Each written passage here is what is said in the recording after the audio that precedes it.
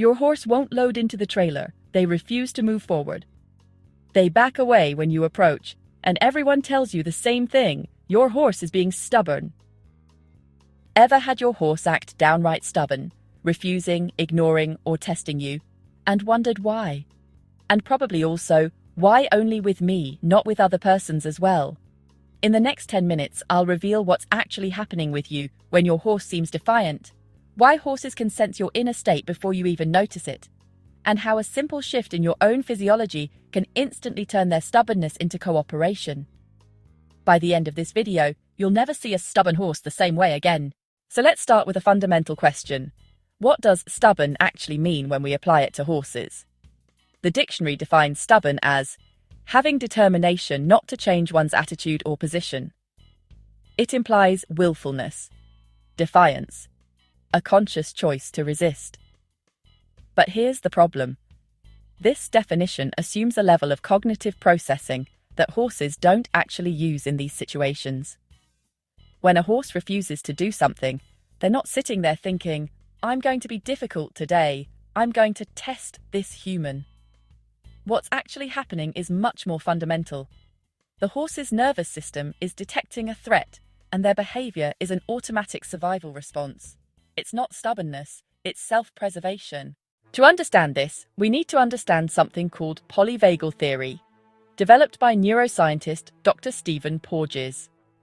This theory explains how our autonomic nervous system operates, the system that controls our automatic responses. It operates in 3 distinct states. First, there's the ventral vagal state, calm, socially engaged. Second, there's the sympathetic state, fight, flight, activated when we perceive threat. And third, there's the dorsal vagal state, freeze, shut down, activated when threat feels overwhelming. And here's the critical part. Horses have the exact same system. Their nervous system is constantly scanning for safety, threat, including from you. Dr. Porges coined a term for this constant scanning process: neuroception. It's the subconscious detection of safety or threat happening below our conscious awareness. Neuroception is not perception. It's not a conscious thought process.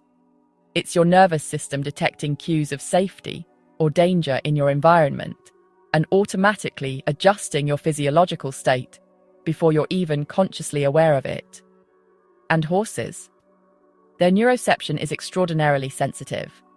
Research has shown that horses can detect changes in human heart rate, breathing patterns, muscle tension, and even the chemical composition of our sweat.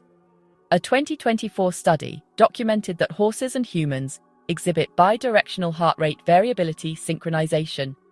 That means your horse is literally reading your cardiac rhythm and using it to assess whether you're safe or threatening. When your heart rate variability is low, which happens when you're stressed, frustrated, or anxious, your horse's nervous system detects this as a cue of danger, not because you're doing anything overtly threatening, but because your physiology is broadcasting something is wrong. So let's say you're trying to catch your horse in the pasture. You're running late. You're frustrated because they wouldn't come yesterday. Your jaw is tight. Your breathing is shallow. Your heart rate is elevated.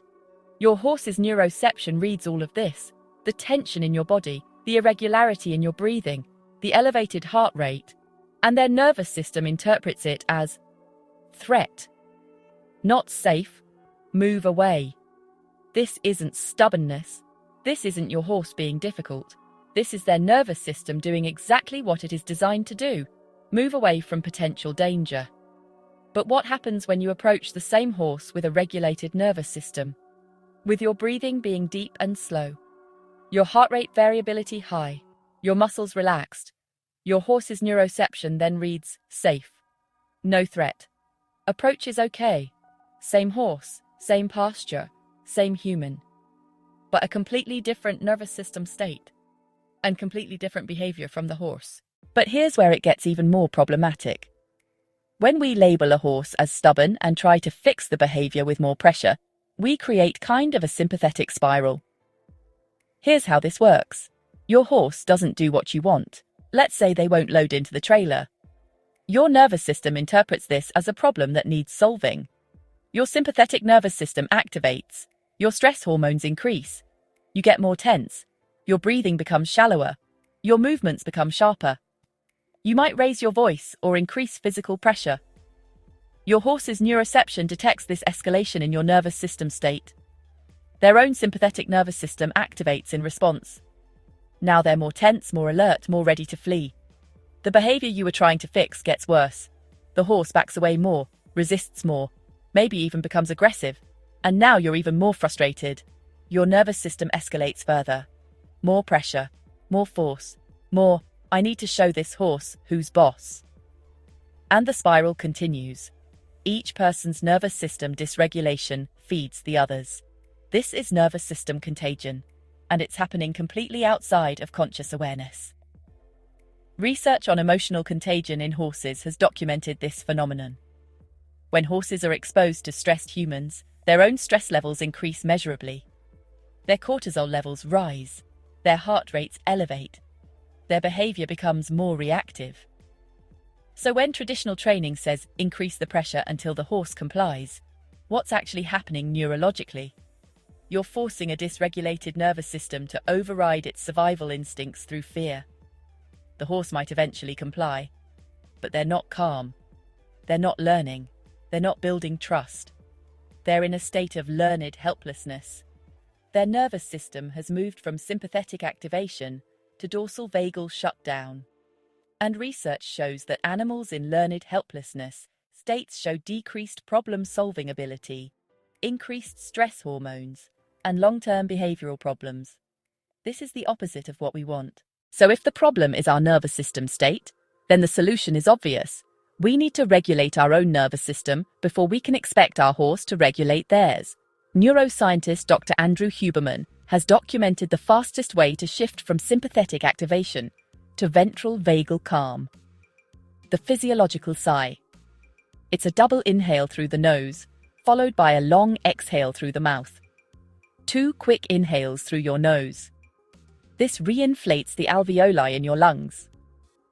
Then 1 long, slow exhale through your mouth. This activates your parasympathetic nervous system and signals safety to your body.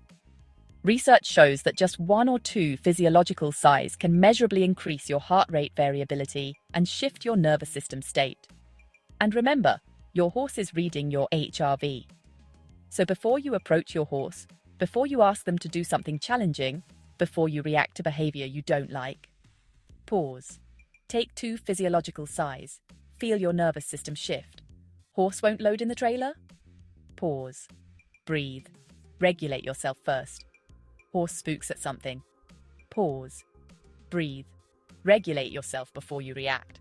Horse won't stand still for the farrier. Pause. Breathe. Your calm nervous system will help them find calm. And this is co-regulation in action. When you regulate your nervous system, you create a physiological environment that helps your horse regulate theirs. Your calm becomes their calm, not through dominance or pressure, but through nervous system biology. And this isn't theoretical. I've seen this work hundreds of times. The horse that wouldn't load suddenly walks right in when the handler regulates their nervous system first. The horse that always spooks at that corner stops spooking when the rider breathes through it calmly. Here's the profound realization. Your horse is giving you real-time biofeedback about your nervous system state. When they're tense, reactive, or stubborn, they're showing you that your nervous system is broadcasting threat cues. This isn't about blame. It's about awareness. Because once you understand this, you have power. You can't control your horse's nervous system directly, but you can regulate your own. And when you do, everything changes. So let's make this practical. Here's exactly how to apply this understanding starting today. Step 1. Before you interact with your horse, check in with your own nervous system. Are you tense? Is your jaw tight? Is your breathing shallow? Are you rushing? Just notice. No judgment. Step 2. Regulate yourself first. Use the physiological sigh. 2 inhales through your nose, long exhale through your mouth. Do this 2 or 3 times. Feel your shoulders drop. Feel your jaw relax. Step 3. Approach your horse with awareness of your state. Keep your breathing deep and slow. Keep your movements smooth and predictable. Notice how your horse responds to your regulated state. Step 4. When your horse does something you label as stubborn, pause before reacting. This is your cue that either your nervous system has dysregulated or your horse's has. Breathe, regulate, then respond. Step 5. Build your nervous system capacity over time. Practice regulation when you're not with your horse. Meditation, breathwork, yoga, time in nature, anything that strengthens your ventral vagal tone. Research shows that people with higher vagal tone, meaning a stronger parasympathetic nervous system, recover from stress faster, regulate emotions better, and create more feelings of safety in others, including horses. This is the real work. Not learning more techniques to control your horse. Learning to regulate yourself so your horse can feel safe enough to choose to be with you. If you found this helpful to understand your horse and yourself better, hit that like button and subscribe, because we're just getting started. See you in the next one, and don't forget, 2 inhales through your nose, 1 long exhale through your mouth. Regulate yourself first, and watch what happens.